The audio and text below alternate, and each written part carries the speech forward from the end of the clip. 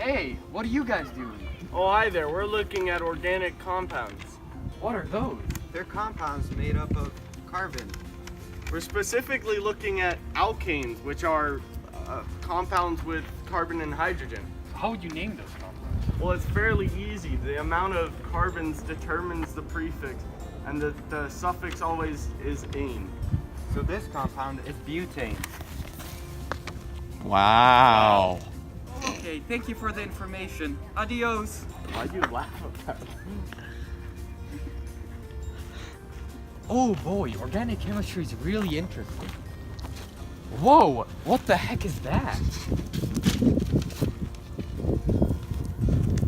Oh, hello, this is another organic compound. It has the same molecular formula, but has a different structural formula. These are called isomers. The hydrogen atom on the carbon chain is replaced with any type of atom, which is called a substituent. If the substituent has another carbon change, this is called an alkyl substituent. Whoa, and how would you name these? Well, the prefix of the substituent is based on how many are bonded to the carbon chain. And this is called a 3-methylpentane. Kids, always remember, when you're naming alkyl substituents, always count from the side with the substituent on it. Dr. Hancock, the organic chemistry scientist. What should I do when there are multiple substituents on a carbon chain? Hey, come here, this is a perfect example. So we're gonna look at the one on the right. This one has 3 actually. So first we look at the substituents. They're on the left. So we're gonna be counting from the left here. So the name of it is 2,2,4-trimethylpentane. You get the name pentane from the 5 carbons. So the 2, 2, and the 4 come from where the substituent's on. So these 2 are on 2. That's why you get 2 2s, and this one's on 4. That's why we get a 4. And it's tri because there's 3. If there was 2, it'd be di. If it was 4, etc., etc., you get the point. Arigato gozaimasu, Devon senpai. Wow, I really do think that I know everything that there is to know about organic compounds. You do? Come here, let's talk about halogens. What the fudge, bro? Okay, so halogens are very similar to alkynes. It follows the same rules, except you're not looking for substituents. You're looking for things of the halogen family. So fluorine, chlorine, bromine, or iodine. Which makes Yes, except when you're doing the prefix, you add an O. For example, this has 1 halogen, so it's bromo. This has 2, so it's difluoro. And this is 3, so it's trichloro. Yes. No way, bro.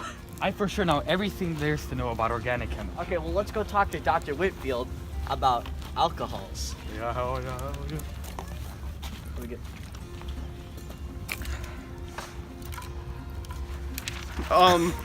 Alcohols. Interesting stuff. They have hydroxide, and it's in the middle, as you can see in this tripropanol, and they end with ol.